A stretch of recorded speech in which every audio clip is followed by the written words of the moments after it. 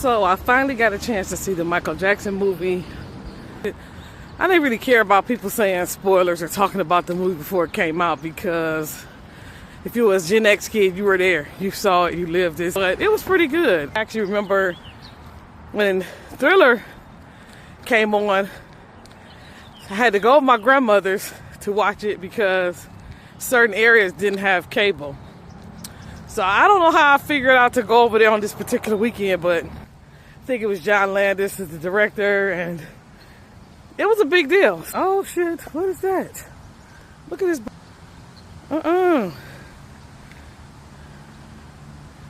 Anyway, so another part of it was, of course, the fashion. I remember everybody had to have a Thriller jacket, a beaded jacket.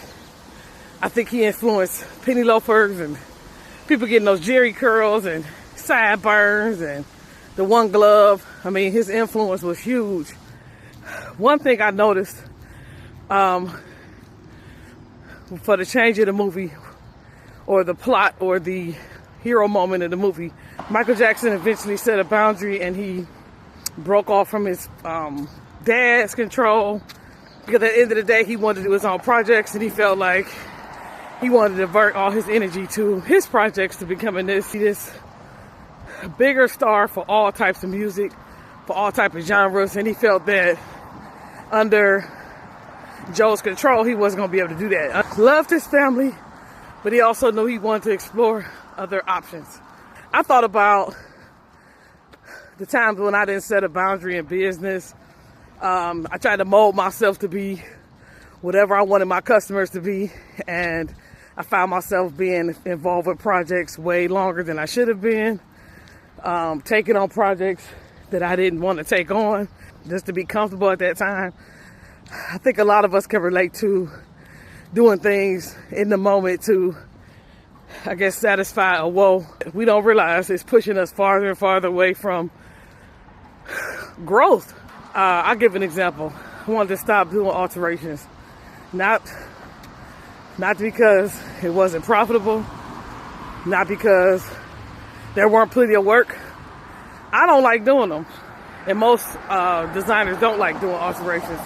Second of all, I felt like it was so much energy put into alterations, the same amount of energy that you put into doing custom work, because you're still doing fittings, you're still doing the same amount of customer service, and it's obviously for the fraction of the cost. I don't care how much you charge, it's still not going to be as expensive as a custom garment. So eventually I had to bite the bullet and take the loss that I thought perceived loss, and let go of that part of my business.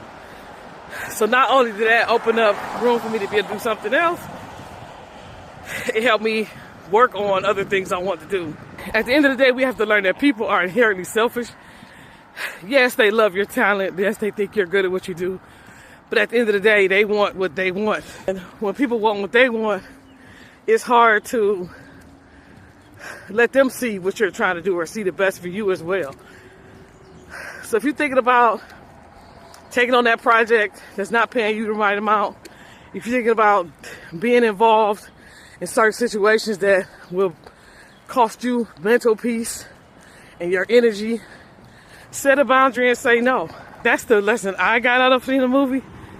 After I watched it, it just honed in on setting boundaries, standing up for yourself, and sometimes it's scary to take a risk. I mean, he was still living in his parents' house, talking about, I'm grown and I'm ready to do my own thing, but they show a shot of him still living in his parents' house. So it's scary to take risks. It's scary to set boundaries. It's scary to do things differently than how you got comfortable with doing them. But most times, if you step out, it will benefit you. So if you're having trouble trying to figure out what direction to go in, what boundaries to set, what things to let go, let's talk.